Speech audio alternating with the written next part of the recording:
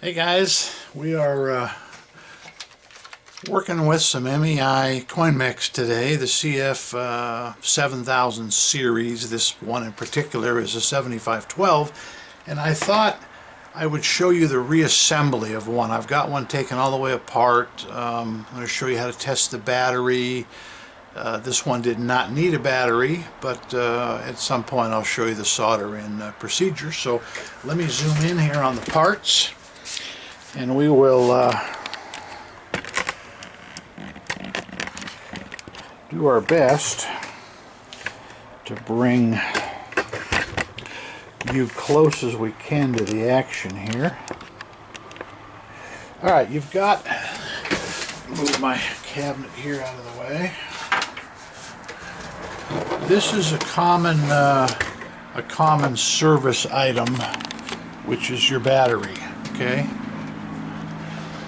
And it will say on your display low battery. If you have the soldering skills, the battery is just like that. It's kind of like one of those ones that goes in your key fob. And it says which end is which. So in other words, this end with the two legs is positive, and then there's your ground. Okay, so this is a 3-volt battery. They always read a little high. When I say a little high, it might be 3.5, 3.6, something like that. So, not even sure if you can see the display here, but let me show you. Ground here, positive, it's reading 3.28 or 3.28. So, you know, 3.3 volts. This one here on the board, you can check these in the system. You do not have to remove them, which makes it easier, okay?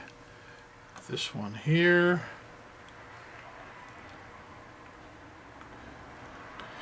it's funny because I thought we checked this one. It's reading low.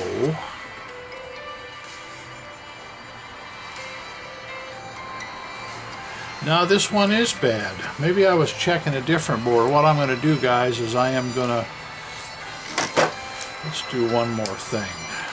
I could have a low battery in my tester, which is possible. I think I do. Oh, I think I do. Yeah, I'm going to change my 9-volt battery here and get right back to you. Alright, so brief break in the action. We think we have a dead battery here, and I'm going to show you that we're going to pull it out and we're going to test it out of the circuit, but I'm 99% sure that doesn't mean anything. In other words, got my trusty Hacko. I don't know if I can do this on the bench sitting down with one hand, but we will try.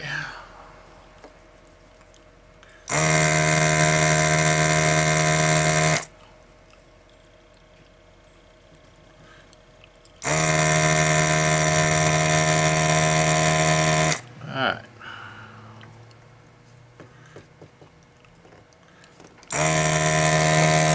What I'm going to have to do, guys, is put it between my knees like I do because I don't have a vise to get the last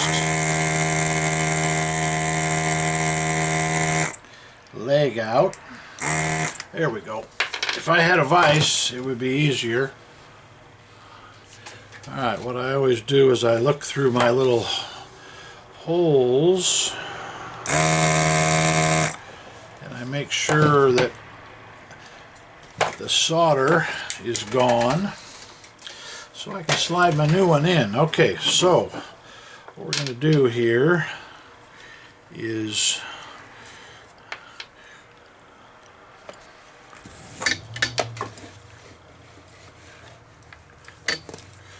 make it to where you guys can hopefully see that, and let's see if we're reading less than. No, that's interesting because see, I got a reading. This is actually a good battery. I got a reading earlier of 3.6. I think something is wrong with I think my battery in here is failing me. So what I'm going to do, I'm going to put this guy back in.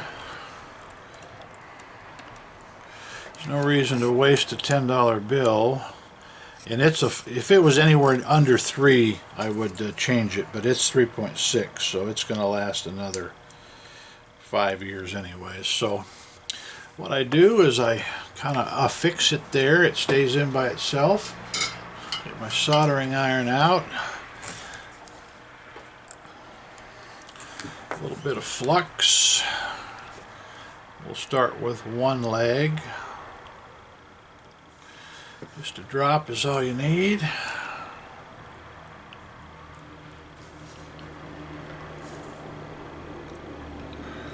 Alright, good to go there. Another drop, tin our iron here. And the third one. Doesn't need much solder on these, you guys. Okay, perfect job. So now what we're going to do, get all this stuff out of the way that we're not going to use, we're going to do the reassembly for you from start to finish. And I apologize if I get a delivery in the middle. I'll just have to pause the video. This is the time when all my FedEx and UPS and mailman comes, so alright, where we start here, these boards are pretty nice because upside down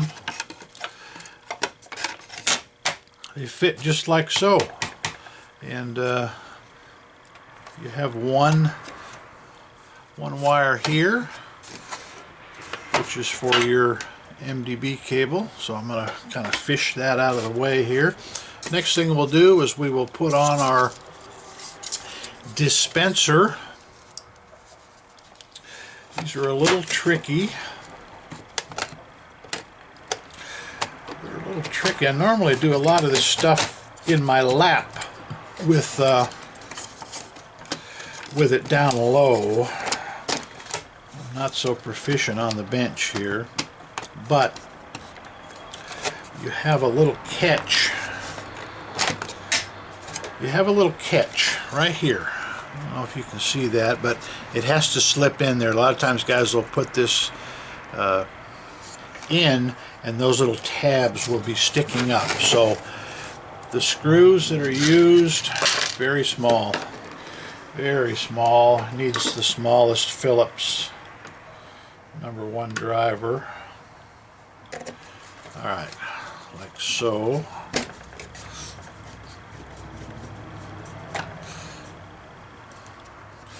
You know what? Those are my Phillips heads.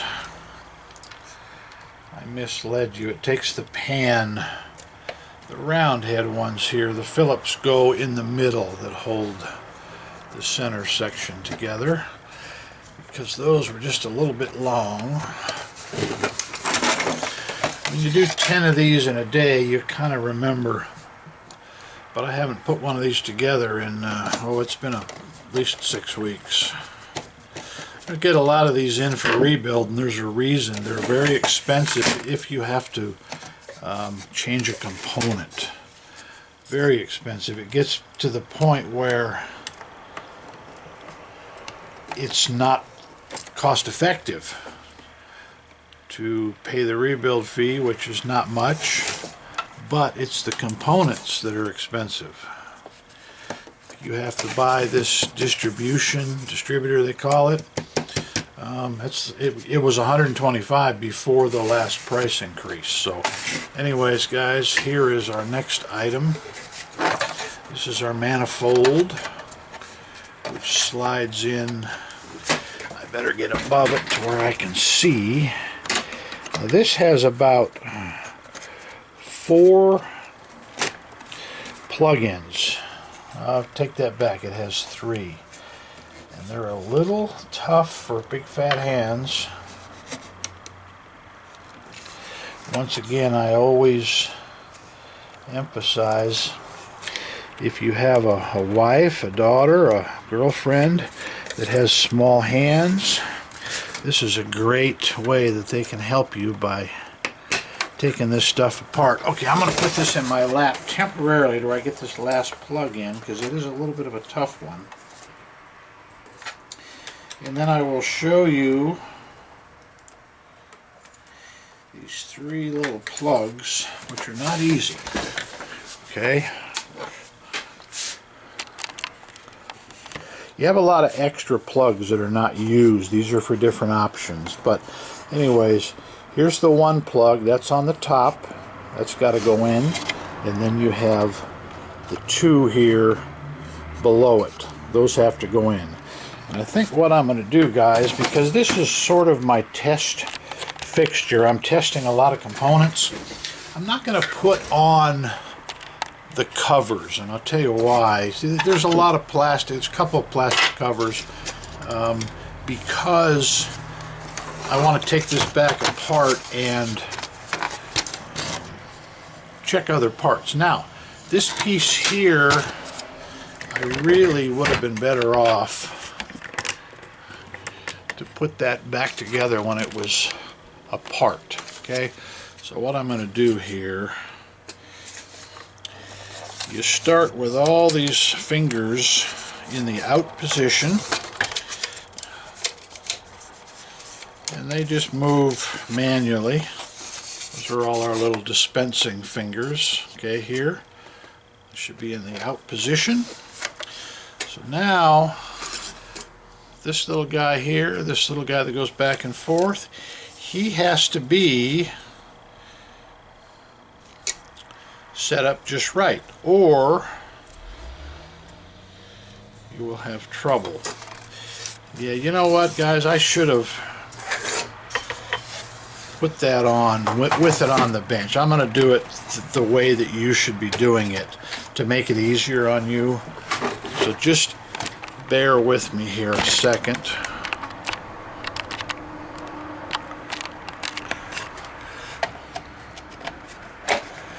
There's a few things that I just can't show you with it assembled. I know where they are, but you may not.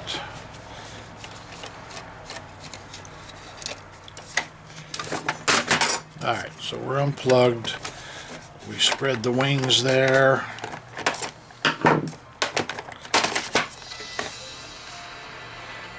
And I'm going to pause the video while I grab that customer call, so stand by. Alright, I knew trying to do a video in between shipments and stuff would be a little tough, but I'm a little short on time. Anyways, we got the lower portion. It snaps in, and what I was trying to show you, and I don't know if I've done such a good job, is this little white unit in there that is on my finger. I don't even know if you can see it. It has a notch. Well, that notch is tricky. Okay, I'm going to get a screwdriver out here and point to it, because if you don't get it just right here, this finger has to go in a notch along there. Okay, because this moves back and forth. So right now, those are connected. Okay, and if you don't get them connected, it'll cause a jam. So anyways, let's get back to our reassembly here. Oh, well, while we have it apart, see those two tabs? Those have to go under that little piece that sticks up. If you don't get them under, you'll have more problems. So you start like so. I usually have this pressed up against something so I can push on it to where this doesn't slide, but I'm not that organized this morning. Alright, so we put our two connectors back in there. Be sure they are firmly seated. They are small. Once again, they are very small for big hands, so those are the two we are working with for that dispenser assembly. Now, like I said, I'm not going to put the covers on, because this is going to come on and off here several times today.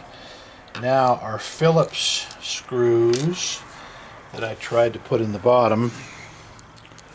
Okay, look how tiny they are. They're about a, I think they're smaller than a 632. They might be a 440. But anyways, they go in the sides. I don't use power on these because we are going directly into plastic. I don't want to get carried away. There's not a lot of screws that hold this entire assembly together. So I always keep all those screws together because they are a lot smaller.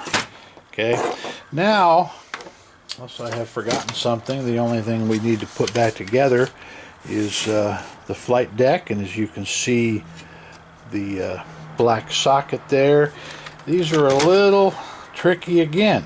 I can kind of feel my way, go left and right, be sure that's firmly seated, put that back together. Now I should have a cassette which I will put together, and you know, once again, I did not put these guards back on because this is going to come apart, so I can test more components. So now what I want to be able to show you is the settings. I turn on my vending tester. The vending tester, if you see me plug this in live, there's no power to it yet, okay? So now what we're going to do is we're going to power it up. I don't know why this guy just wants to be in my way here. Alright. Put it in test. And let's see what it tells us. It's going to tell us a few things. Okay? Not original top module. So this module, flight deck I call it, was not with this control board. So you push accept twice. Okay? So we've accepted. Why it does that, I'm not too sure. Now it's going to go through, check the tubes. If it goes into a dispensing cycle, guys, it could take as long as 5 minutes because people send these to me with, I shouldn't say with coins. In other words, they've taken this lower cassette, the coin cassette, out, and they've dumped all the coins. Well, this unit still thinks it has 60 nickels and 40 dimes and 30 quarters, and it will go through and dispense them. Now this one knew it was empty. Okay, so now let me see if I have some coins here. It says on my tester, now it doesn't say that here, it says press escrow lever. So we press it, you can hear the noise, it goes beep. Okay, now my vending tester says put in a dozen nickels. I'm not going to put a dozen in, I'm going to put about 3 or 4. Okay, now I'm going to advance it because I know this unit is good. Now I put dimes in. It's accepting them all, and it's putting them in the tubes. Okay, going to advance to quarters. A couple quarters. It took those. Now, what I'm going to do is I'm going to get this off the ground. So when I go to the dispense mode, okay, I'm finalizing the self-test. We don't have $1 to put in it, dollar coin that is, but it will take them. Okay, now it's going to dispense those coins out of the bottom that I put in there. Okay, and it should be done. Okay, my tester says 100%. Auto test finished, and that's basically it, guys. So right now, other than the coin mech being empty, okay, it says check vendor because we don't have, it's not ready to go. In other words, we're finished testing. I'm going to show you again. Check vendor means that the vendor had it shut off. Well, what it meant is my vending tester had it shut off. The last thing I want to show you is how to code the cassette. Okay? Now, let's grab Well, let's do this. If I have another cassette, no, they're both the same. All right, this one, accept. Okay, this cache cassette is a BA, no pun intended. Okay, now what we do is we go to our menu, because let's say we've just changed this. This one has nickel, quarter, so it has 4 quarter tubes. So what we do is we go to our menu, go to D, which says cassette. Now you enter, sometimes it's 3 digits, this is only 2. Okay, so we're going to push B, and we're going to push A, and it reads out the tubes there. Quarter, and nickel. Okay, once again, we push accept, operation complete, and it's ready to roll. So now you've entered this new cassette code. Now these codes, I don't have them all memorized, but I have a sheet printed out. You can get them online. You just put in there MEI CF7512 cassette code, and you'll get the ones. Let's say you use a nickel, dime, quarter, and a dollar, which is quite common. I think it has a 3-digit code. Let me show you one here. Here's a custom code somebody changed. Now this is, looks like it's AA, and this was a B and an A. I'm going to find one that has a 3-digit code. Now everything I've got here is a B and an A. So anyways, guys, sorry for the clunkiness of the video, but I think that gave you some idea. You can kind of walk your way through this. You're not going to screw up anything by looking at the programming here. You just get in it with your blank one, and it's got an audit button in there. It's got a setup button in there. Has some different things you can change. So, but anyways, so there you have it, guys. CF7512. It's a great unit. We sell a lot of them. I'll put a link down below to where you can make this purchase. This unit is also teachable. If you want to take tokens, whether it's your car wash, you have dollar tokens, you want to let your customers, you know, put a dollar token in there, it'll give the proper credit. Like the earlier Mars coin mechs that we've done videos on as far as how to program them or teach them to take different coins. Plus this can take foreign coins. However, you're up against a different cassette, different tubes for different, you know, whether it's money from Mexico or from Europe, but that's a whole nother ball game. So it is teachable. So guys, I appreciate you watching. Please subscribe. It helps keep these videos free, and we've got 36 of them or so in the bank. So for now, Doug at Doug's World Tour, Vending and Amusement Channel, MEI 7512 series, and I'm out.